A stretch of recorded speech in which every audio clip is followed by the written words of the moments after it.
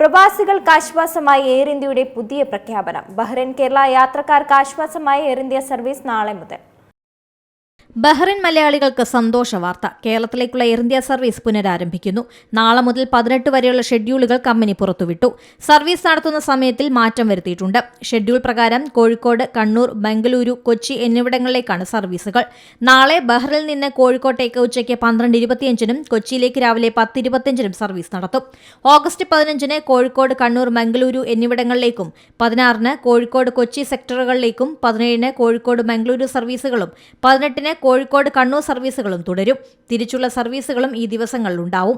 സംഘർഷങ്ങളെ തുടർന്നാണ് കഴിഞ്ഞ മാസം 22 മുതൽ സർവീസ് റദ്ദാക്കിയത്. ഇന്നുവരെയുള്ള സർവീസുകൾ നിലവിൽ റദ്ദാക്കിയിട്ടുണ്ട്.